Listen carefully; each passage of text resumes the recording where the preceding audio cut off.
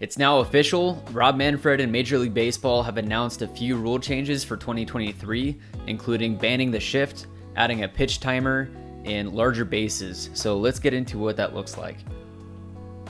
So first off is the pitch timer or pitch clock. Major League Baseball has been trying to create a quicker pace of play over the past few years. They've been hearing from fans that games take too long and they're trying to get more people involved in baseball. Currently, as of this year, the average 9-inning game by level in Major League Baseball, the average game has just been just over 3 hours.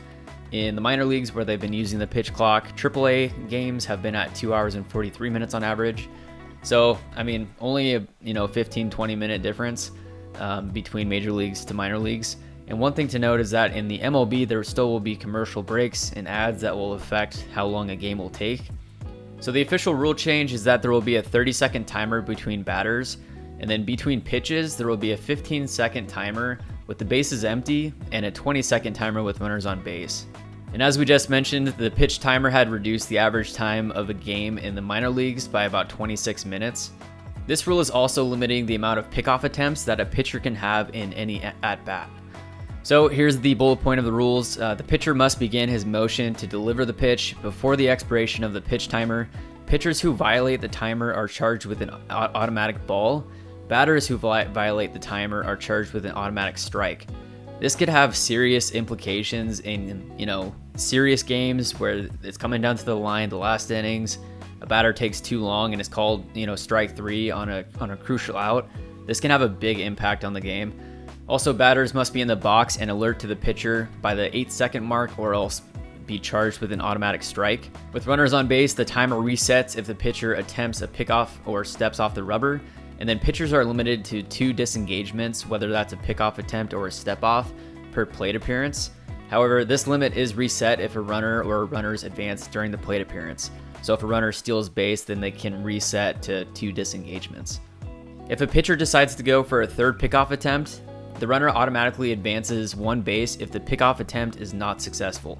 There are also a few circumstances that would not count as a disengagement if there were to be a pause in the at-bat.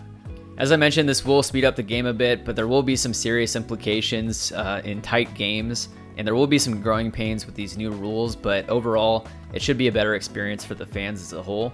Now moving to the banning of the shift. The new shift limits explain that the defensive team must have a minimum of 4 players on the infield, with at least 2 infielders completely on either side of second base.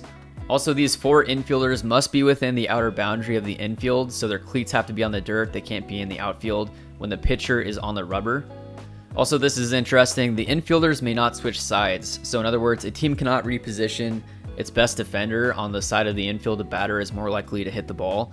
So a second baseman needs to stay at second base. You can't move Manny Machado over to second base if there's a lefty with a high pull tendency. And then this also says that the rule does not preclude a team from positioning an outfielder in the infield or in the shallow outfield grass in certain situations, but it does prohibit 4 outfielder alignments, so there'll have to be 3 outfielders in the outfield at all times.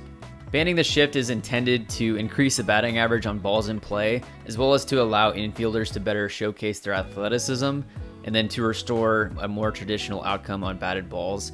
So a higher likelihood that if someone hits a hard ball on the infield, it's going to get through, or that infielder is going to have to make a good play on that ball, rather than just having 4 guys on the same side of the field able to be in the outfield and have an easy play to first base.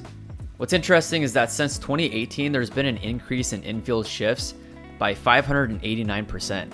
So teams are 5 times more likely to shift on a player that has the tendency to hit a ball to a certain part of the field. I think this is important for the game as it'll make the games more entertaining. The infielders will have to show off their athleticism and make better plays on balls in the infield.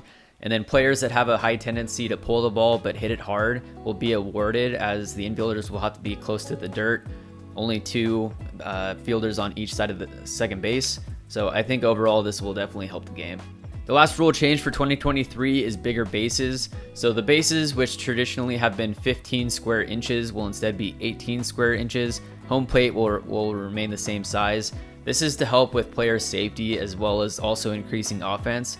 More stolen bases, a better chance at getting in there, sliding into second base, third base, as well as at first base having more surface area for players to touch the bag. without running into the first baseman. This change will create a 4.5-inch reduction in the distance between first and second base, as well as between second and third base, which will encourage more stolen base attempts. So overall, it is big news for Major League Baseball with these new rules implemented for next year, and we'll see how much longer it takes for them to implement other rules such as robo-ump. Let me know your opinions on these changes in the comments below, and if you like this video, make sure to hit that like button, subscribe to the channel, give it a share, and we'll see you next time. All right, guys, goodbye, Sunday. Don't forget it. Stop it. Thanks.